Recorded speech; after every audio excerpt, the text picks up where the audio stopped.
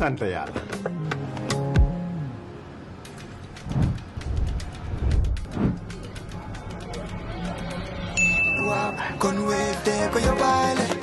looy xaar utal Wave nga scan nga fay te nag doo ci yokku dara.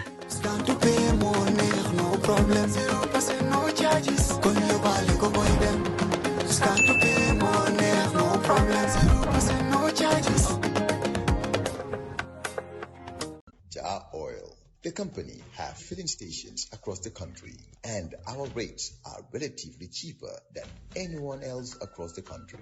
Jar Oil is the biggest producer and distributor of cement in the country with the most competitive prices in the market.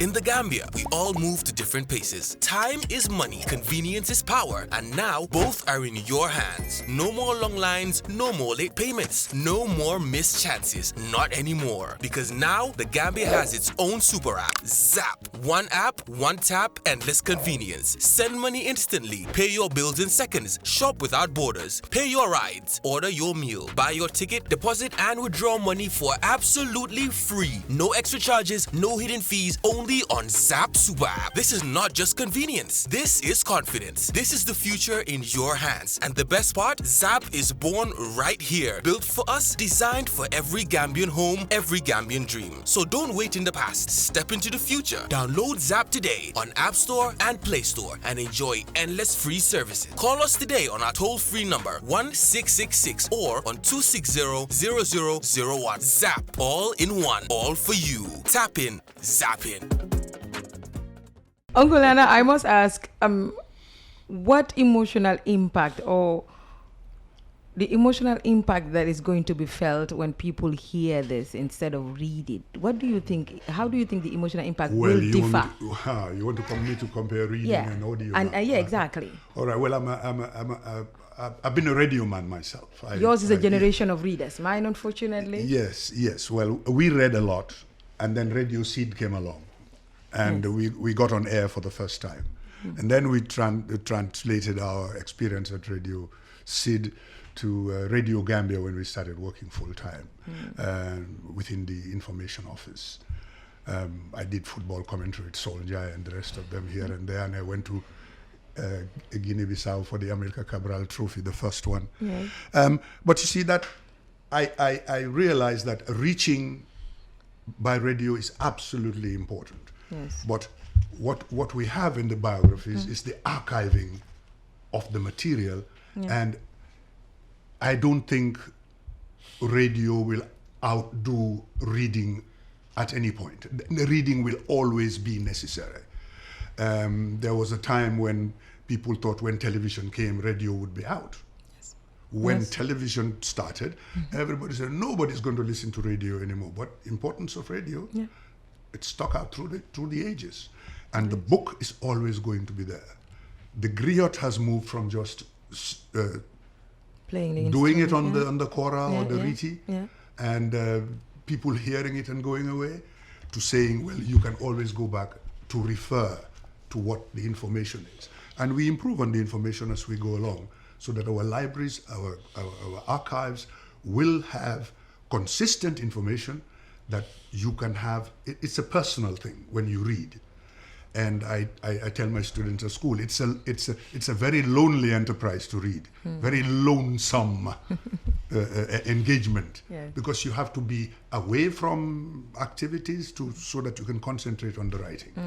But the fact that it is there, and the reaction I've got from people who are saying, we never realized there was a Gambian like this man. I get the same reaction when people say, I heard you wrote the Kairaba. Yes. I said, yes, I did. I didn't get any any worthy mention, but that's another story for another time. Okay. But then I go back to what I said to Sir Dawda when I walked into his office in 2007. I said, sir, I am here because I think, and I'm going to quote my words, I said, sir, I do not think you should die without recording what you have been to the Gambia and what you have done in this country for 32 years, whatever. I said, so I am here, if you agree, to write your book. And he says, well, do you know how many people have been here to ask me to write my book? I mean, Atlan said, well, Sir Dawda, Your Excellency, you have never met me. Yes. When do we start? I said, today. And we got into an agreement and we started.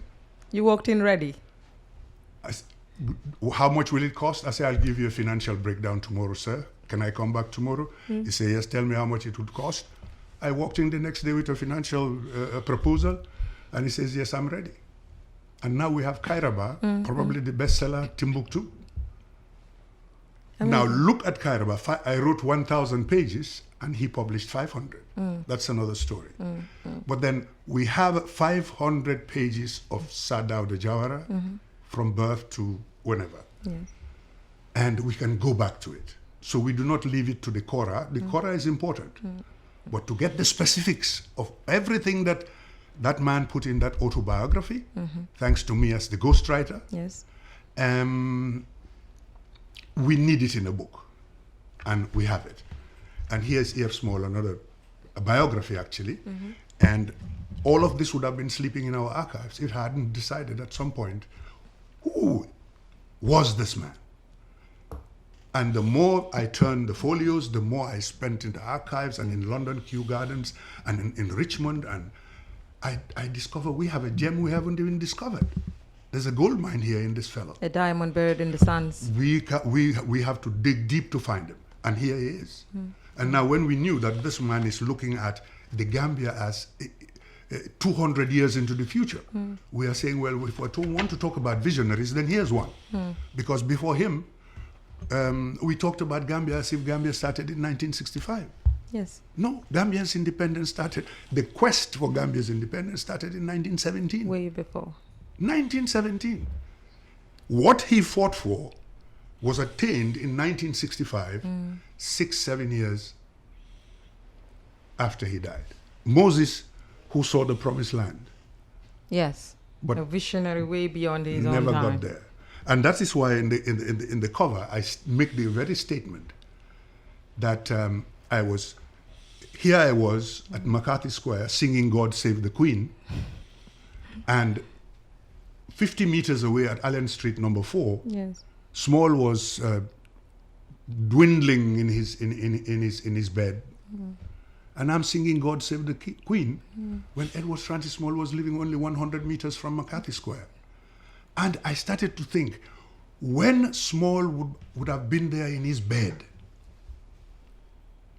in 1956, 57, hearing all those school children at McCarthy Square singing of Land of Hope and Glory, Mother of the Free, I wonder what would have been going through his mind, that these people haven't learned, have they? These people haven't learned. They are still singing God Save the Queen. It must have been frustrating, I'm sure.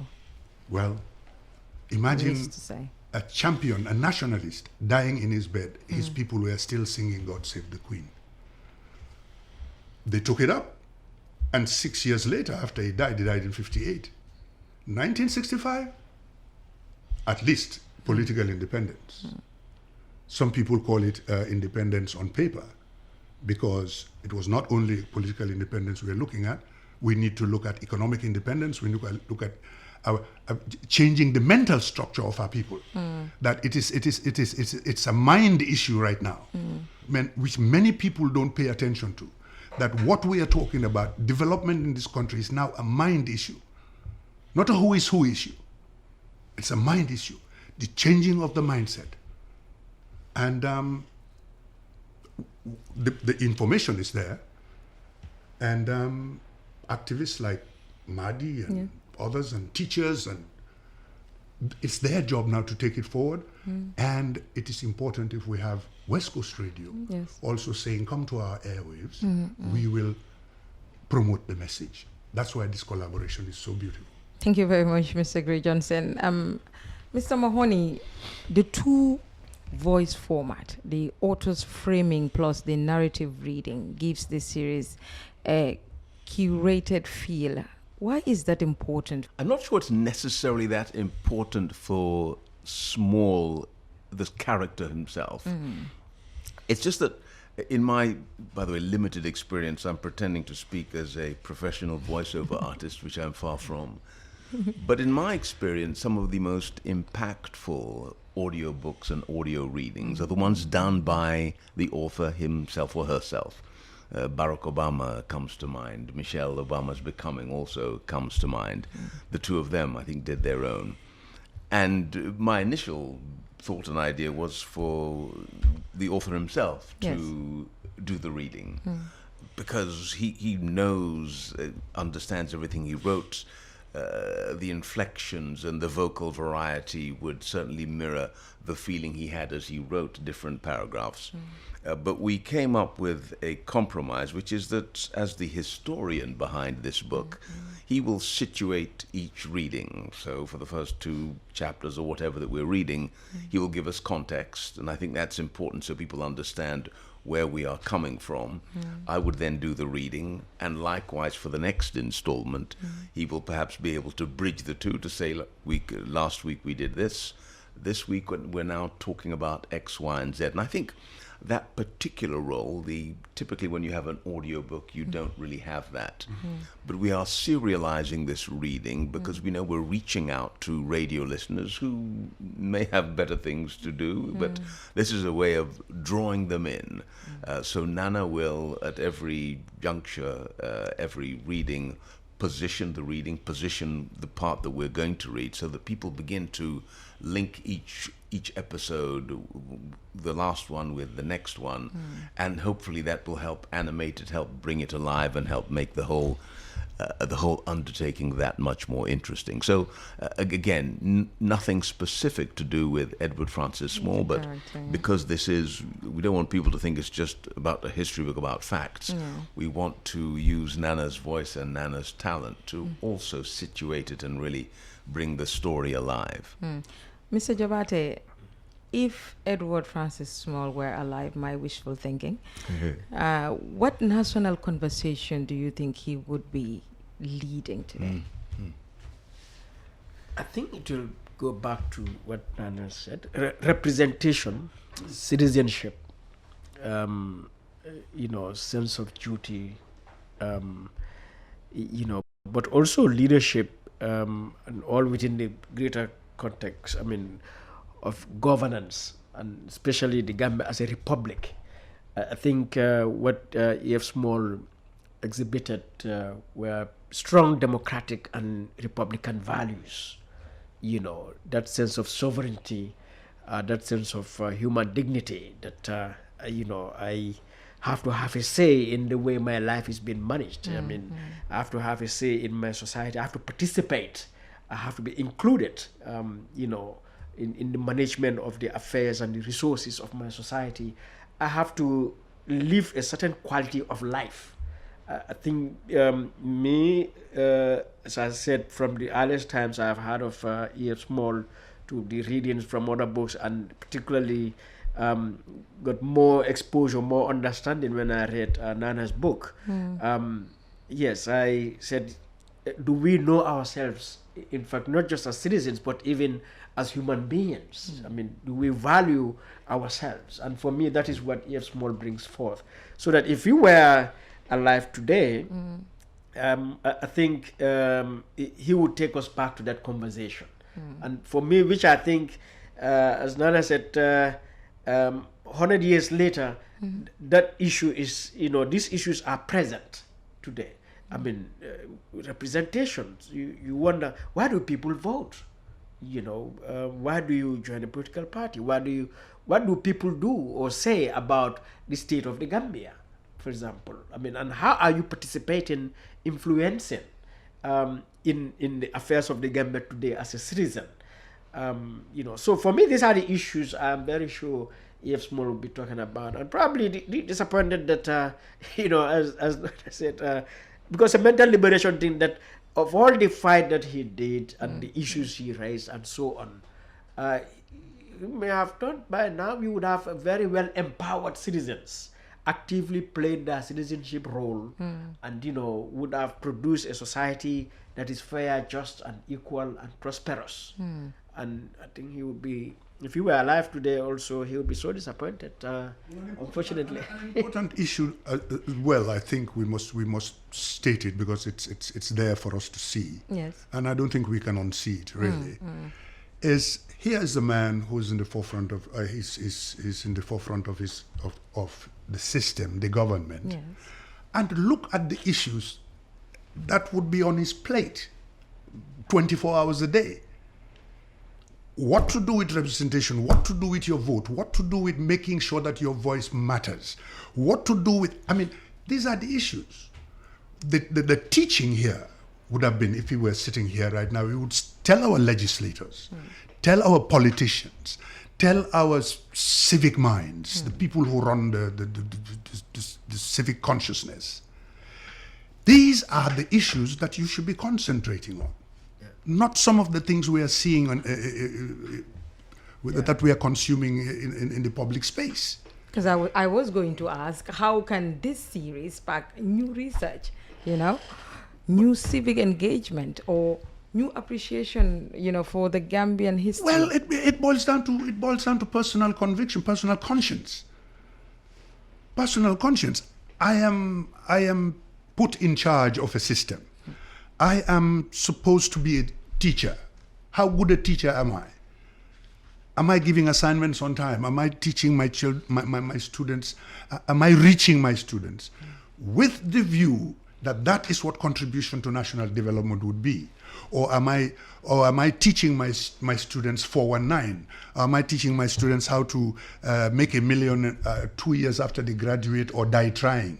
That it's attitude. Yeah. It is there. I teach in a classroom.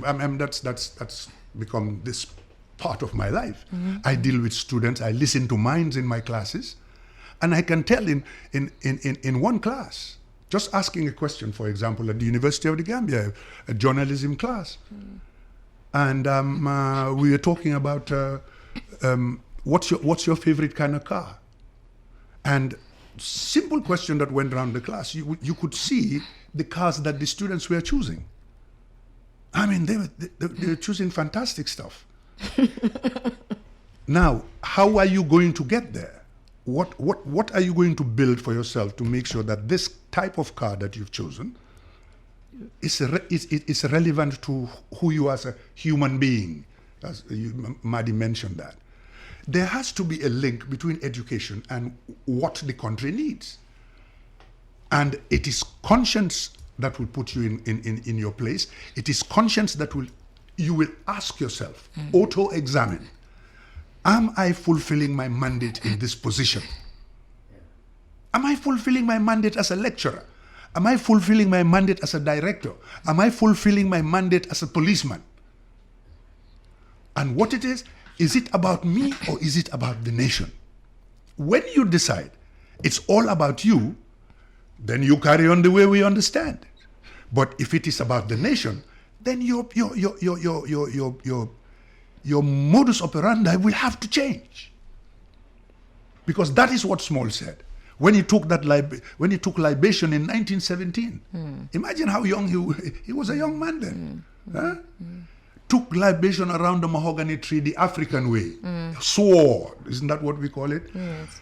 That I will dedicate my life to the Gambia. He poured libation around the mahogany tree, swearing to his audience that his life would be about the Gambia.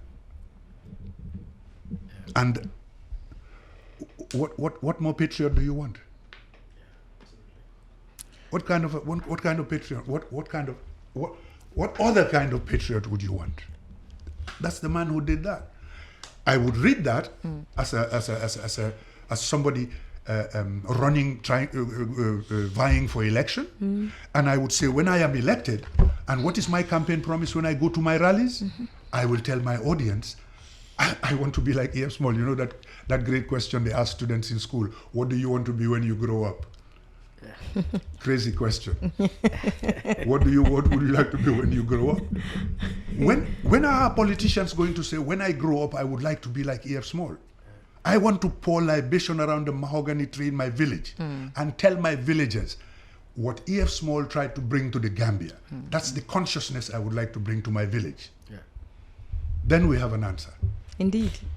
We're going to have to take our final bit of the conversation for today. So I'm going to give you each 2 minutes, to tell us why, or why should every Gambian tune in when the first episode of this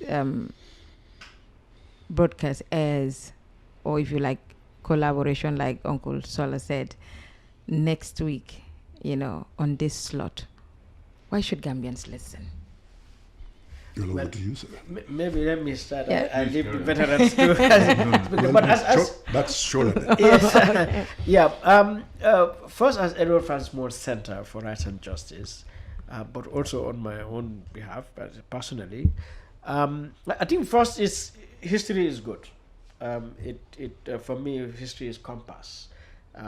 It gives you not only direction but also generates a sense of responsibility. So particularly for our young people, what I think they would derive from these readings, from this program, is to develop that sense of responsibility, to realize that they have a mission to themselves, to the society. And so I hope it would be an inspiration like it has been for me reading the book. But now they have this great opportunity to have the book, but at the same time to also hear the what is in the book. So, but also for the rest of society. I'm sure when people read this book, I think I read in the book somewhere the colonialists, Nana can correct me, said E.F. Small finds, I think, protest irresistible, a self-appointed champion of non-existing grievances. And that line stuck with me, and I'm like, okay, this guy must be serious, that even the colonialists describe it in that way, but rightly, as Nana said, if you are, whether you are the president or the a judge or the parliamentarian, a director, a minister, and everyone else, listening to these readings should serve as a resolution for you. Do I want to emulate? Do I want to stand on the path of E.F. Small? What will I do in my position, to manifest that, and so on. So I think that is for me what I expect the audience to derive from these readings, and and I hope Nana also got many copies so that people will be inspired to also want to come and buy the book. I encourage people to buy the book. I don't know whether that is advertisement. It is acceptable. Mr. Mahoney. I thought things were pro bono. No, Aji, thank you for that question. Look, far be it for me to say that everybody in the Gambia should drop what they're doing on a Thursday morning at 9 and listen to me reading. Perhaps all I can speak about are the hopes and aspirations that we have, and mine are relatively modest. I think we've spoken already at some length about the importance of Edward Francis Small in our history. My hope is that in this first attempt of mine, I will be able to bring something to support the heavy lifting already done by the author, to bring the story of Edward Francis Small alive. So for those who don't really know much about him, those who've sort of heard the name but would like to hear more, hopefully this particular opportunity will be one for them to tap into, just to hear without having to go and buy the book and read the book. They can listen in and catch a little bit, to learn a little bit about this great national hero and understand why it is that there are buildings, centers, hospitals being named after Edward Francis Small. That would be my response. Yes, that would suffice. That's it? That would really suffice. That Gentlemen, thank you very much for your time this morning. Thank you very much, Eji. That was family representative Sola Mahoney, the author of the biography Nana Gray Johnson, and activist, or should I say civil activist, Madi Jabate, whose Center for Rights and Justice proudly bears Small's name, as we looked forward to the launch of a weekly audio reading of the definitive biography, Edward Francis Small, Watchdog of the Gambia.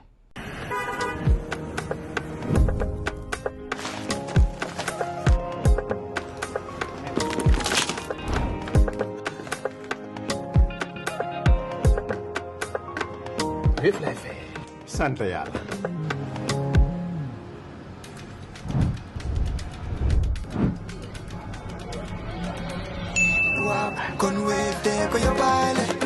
looy xaar utal Wave nga scan nga fay te nag doo ci yokku dara.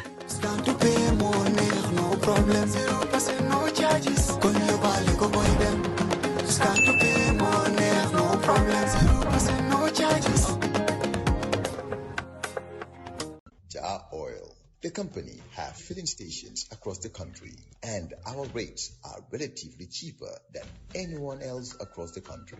Jar Oil is the biggest producer and distributor of cement in the country with the most competitive prices in the market.